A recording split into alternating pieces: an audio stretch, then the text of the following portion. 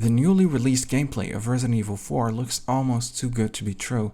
The loyalty to the original Resident Evil 4 really paid off and brought back what made this game amazing in the first place, along with some added bonuses that do not interfere with the faithfulness to the original. In this video, I will break down the gameplay footage and highlight the parts that I think were interesting. First, we see Leon walking in a dark forest, which immediately set my expectations for the game to be more horror focused than the original.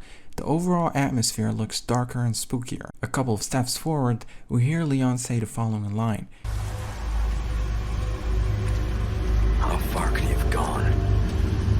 He says he instead of she, so he's definitely not referring to Ashley. He could be referring to one of the cops because later in the gameplay he finds him killed inside the house, but there is also the chance that he saw a Ganado pass in the dark and disappear like what happened in Resident Evil 8. But that's just a speculation. After walking for a bit, Leon finds a villager house. Now I'm not sure if it's the first villager house that you enter to ask about Ashley or just a random house that was used to showcase the gameplay, because it looks a lot different. After exploring the house for a bit, Leon stumbles across the body of the cop and tries to use his communicator to talk to the party on the other end, but it looks like they are occupied with enemies. Moments later, Leon finds the Ganado with their head twisted to the side. I'm not sure if this is another variation of the Plaga head transformation, because the Plaga was shown in a part of the trailer and it looks nothing like this. Cleansing. Anyways, Leon fights him off and runs to a safe spot and contacts Hunnigan to update her about his situation, but moments after, he is rushed down by enemies and forced to jump off a window to escape them. I have to say that I'm really glad they kept little things like jumping off windows, because it really showed their attention to details in this remake. This next part right here was not shown in the official gameplay reveal, and it's so interesting and displays new elements, so let's talk about it. Now, this extra footage is just a bunch of clips that are not in order, so I'm just gonna try to improvise and cover these clips in the order which I think is most logical. First, we see Leon crossing a bridge, which I'm assuming is the bridge from the original, where you find those 3 snitch Ganados that rush to alert the rest of the villagers. Next, we see Leon approach a barrel and break it, but instead of using his knife, he kicks it, and then enters a saving room in which you can see the legendary saving typewriter. Man, it's little details like this that really make me happy. Next, we see Leon pass by the dog. I know in the original this comes before the bridge part, but if you've noticed, Leon passes the bridge at night, and in this clip, sunlight is starting to get exposed, so that's why I assume this part comes after. Anyways, we can see that this time the dog is already dead. Some people say that this is not the dog that you save and that he will appear later on in the game, but if you look beside him, you can see the trap, which means that he died to it. Out of all the things they could have changed, they killed the dog. Capcom is really playing with our emotions. Continuing, Leon goes on to pick up some ammo, and we can see that they kept the exact same models for ammo pack, which is amazing. Then, he walks for a bit before hearing Ganado noises, and we can hear that their way of speaking is very faithful to the original, and they even say the same things.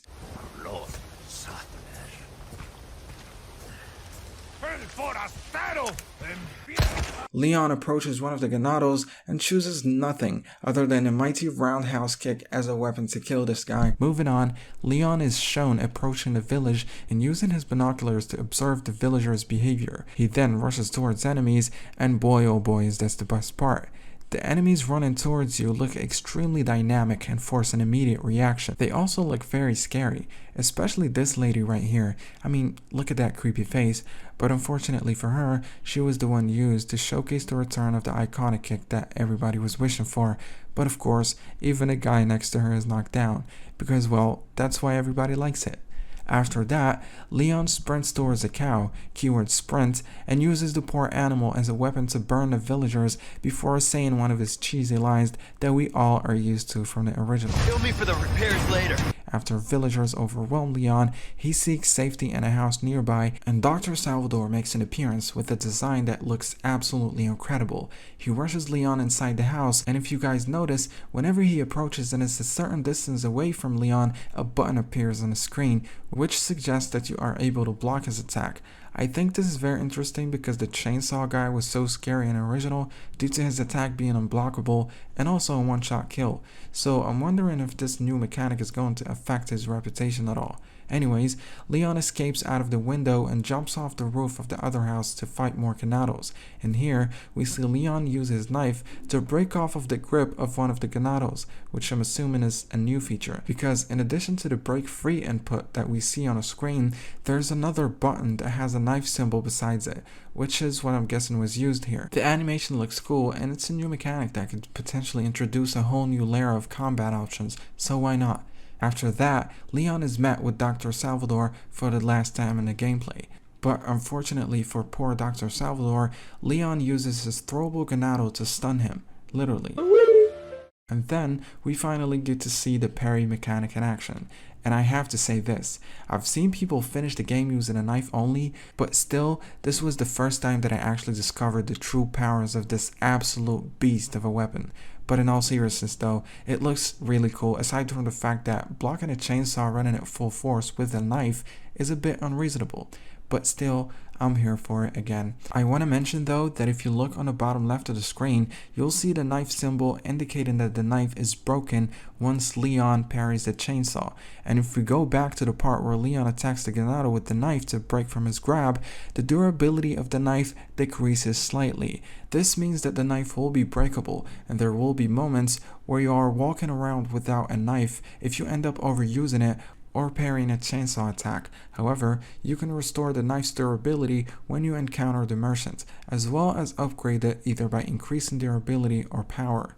It's really nice to see them giving attention to the knife by integrating it into the upgrading system, because this weapon introduces a whole new dimension of combat mechanics just by itself, and if you're good enough, you can kill pretty much every boss using a knife. Hell, you can even speedrun the game using a knife only. So thanks for that, Capcom. So far, I have nothing but high expectations for the game.